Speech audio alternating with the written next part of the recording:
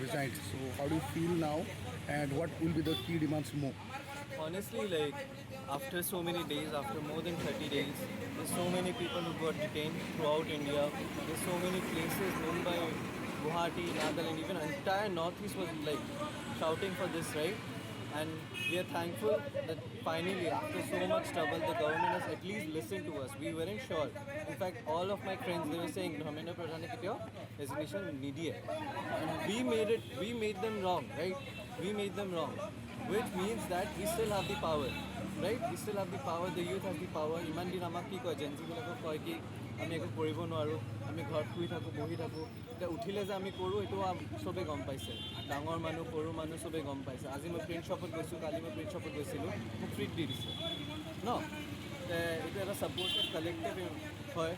ইমান মানুহ মিলেনিয়ালছবিলাকে খানা আমাক পঠাই আছে, পুৰা জন্তৰ মন্তৰ ইমান খানা পঠাইছে। গভৰ্ণমেণ্টে কি কৰা নাই, আমাৰ বাছ ৰখাই দিছে, মেট্ৰ' ৰখাই দিছে, চব কৰি পেলাই তেতিয়াও আমি খোজকাঢ়ি গৈছিলোঁ, ৰাইট?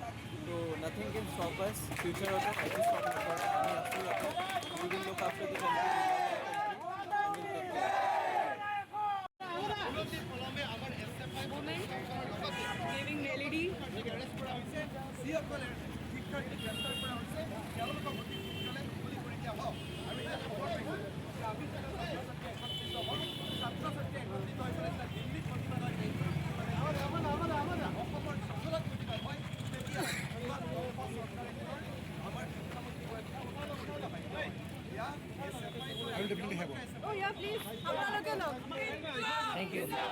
মুখ্যমন্ত্ৰী ধৰ্মেন্দ্ৰ প্ৰধানৰ যিখিনি ৰিজিগনেশ্যনৰ খবৰটো পাই বহুতেই আনন্দিত হৈছোঁ। কিয় আনন্দিত হৈছোঁ? কিয়নো এজন মিনিষ্ট্ৰীয়ে যেতিয়া ৰেজিগনেশ্যন দিয়ে তেতিয়া সেই দেশৰ মানুহে হয়তো আনন্দিত অনুভৱ নকৰিব পাৰে, কিন্তু আমি ছাত্ৰ হিচাপে এইকাৰণে এইটো অনুভৱ কৰিছোঁ বিকজ সেই আমাৰ শিক্ষামন্ত্ৰী ধৰ্মেন্দ্ৰ প্ৰধানৰ যি তেওঁৰ এই মিনিষ্ট্ৰীটো যে চম্ভালি আছিল, তেওঁৰ আণ্ডাৰত কিন্তু আজি নীটৰ দৰে পৰীক্ষা বিফল হৈ গ'ল।